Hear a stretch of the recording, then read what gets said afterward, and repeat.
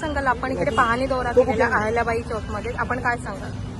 एकतर अतिशय ज्याला नावामध्येच आम्हाला नम्रता दिसते अशा आमच्या आणि कर्तृत्व आणि मोठ्या असलेल्या अहिल्याबाई होळकर, ज्यांनी ठिकठिकाणी देवालय उभ्या केल्या, अनेक ठिकाणी त्यांनी मंदिरं उभी केली अशा आणि मंदिरं वाचवली पण अशी त्यांची कारकीर्द, अशा स्त्रीच्या नावाने, शक्तिशाली आणि भक्तीने भरलेल्या स्त्रीच्या नावाने अहिल्याबाई होळकर हे वास्तू आहे.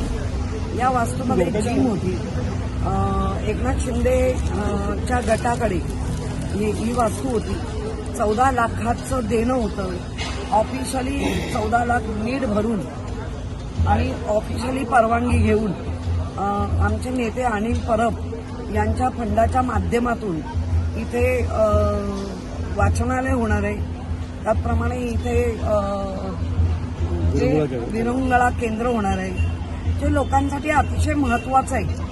कारण आमचे आज आपण बघता एवढ्या मोठ्या संख्येने शिवसैनिक उपस्थित आहेत आणि आजही सचिन पाटीलनं जसं सांगितलं, पदं आमची बदलली, सत्तेत जरी नसलो तरी आम्ही लोकांच्या सेवेत आहे. नुसतं म्हणत नाहीये सेवेत आहोत आणि कोटीच्या कोटी उड्डाणं घ्यायची आणि 104 नगरसेवकांवर अन्याय करतायत फंड न देऊन.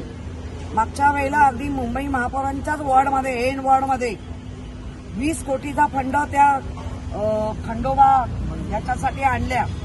तो 20 कोटी राम कदमच्या नावावर आले आणि आता 58 कोटी या सगळ्यासाठी आलंय. काय? आणि तुम्ही असलेल्या नगरसेवक, महिला नगरसेवक यांच्यावर अन्याय करतायत. किमान त्या महिला नगरसेवक प्रथम निवडून आलेल्या होत्या. फंड काय तुमच्या पिताश्रीकडनं आणलंय का वाटायला? आम्ही ज्यावेळेला होतो त्यावेळेला ह्यांच्याकडे अनेकदा पत्र मागूनही दिला नाही, म्हणून फंड घेतला नाही त्यांनी. आम्ही देत होतो, पण आमच्या लोकांनी पत्र देऊनही घरच्या पिताश्रींचे पैसे असल्याप्रमाणे आम्हाला फंड दिलेला नाही आमच्या लोकांना. पण आमची लोक थांबली नाही. सचिन पाटील सारखे अनेक लोक आहेत की ज्यांनी वेगवेगळ्या माध्यमातून CSRच्या माध्यमातून कामं करतायत आणि इच्छाशक्ती चांगली असेल तर कशी वास्तू घडते हे या वास्तूवरनं आता दिसतं.